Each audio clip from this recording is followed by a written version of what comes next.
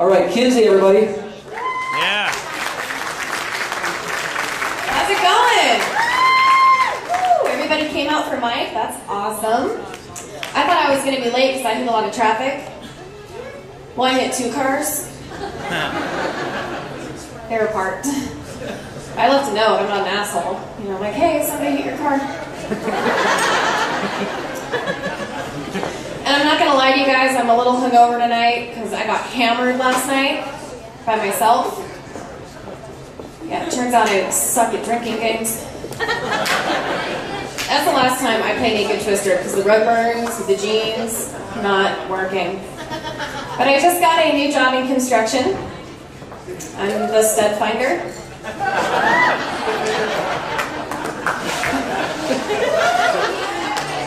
No, yeah, finding them's easy. It's what to do with them afterwards. My basement's getting cracked.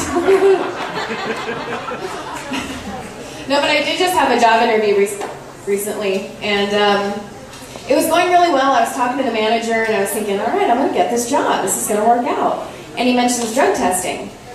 You know, this concerned me, so I asked him, you know, what kind of drugs will I be testing? Because there's really only a few that I like. And he got all pissed off, you know. I'm like, it's not a big deal for this line of work, you know. It's not like I'm going to be selling drugs to the students. Everybody knows that's wrong. They don't have that kind of money. And I was going to dress up for you guys tonight. I was going to wear a cleavage shirt, but I couldn't find cleavage. And I was told never to wear white on stage because it makes you look bigger, so I don't know if it's working or not. That's the secret, ladies, right there. And I thought I would, you know, get my comedy to appeal more to men, so I'm trying to teach my boobs to tell the jokes, but everything's falling kind of flat. I just got back from LA. I drove my dad down there. Found out LA is the worst place to be a crappy driver. Yeah, I wasn't even on the freeway 10 minutes before I got a gun pulled on me.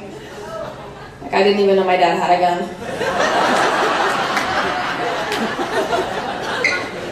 But then I started thinking about it, you know, it's my dad. What do I really have to worry about, you know? He's going to be way too stoned to figure out how to use the thing.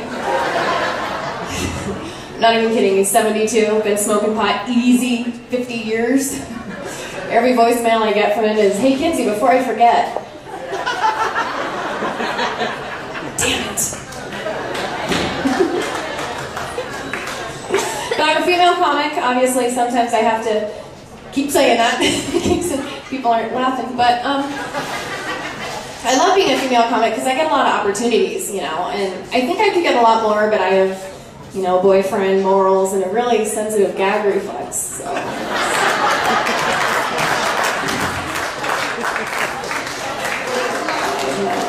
Boyfriend's pissed.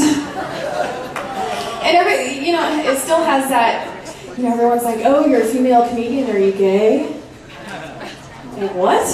I'm like, yeah, like Rosie O'Donnell. I'm like, okay, first of all, don't compare this to Rosie O'Donnell, you know, because I'm funny.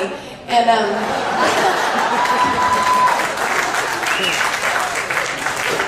but then I thought maybe it would work, you know? Hey, I'm gay, get my own TV show. You know, I mean, look at Ryan Seacrest. He was gotten a lot. So, the first night I stayed the night at my boyfriend's house, and I gotta tell you guys this, and it's a little personal, but I hate that first night, because I don't know if you guys are like me, but when I get nervous, I get a little gassy. Okay? And I don't want to fall asleep, because once you're asleep, you can't. So like all night long, I'm like.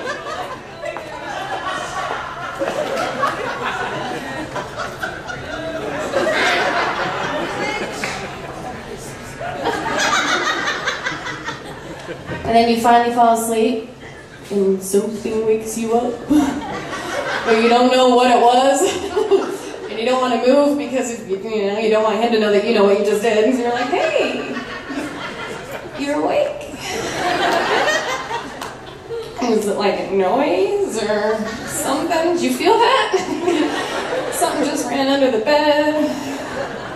And You know, like the first time you sleep with them, like you're trying to really impress them, you know, you're throwing out all your best hip moves. And you know they do too, because you never see them again.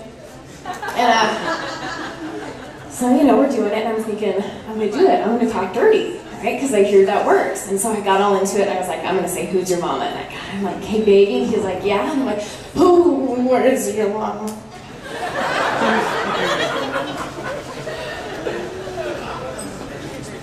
I'm sorry. Did you just say, where's your llama? Yep. That's what I said. Yeah. Meow. And I didn't know what else to say to get out of it, so I just farted.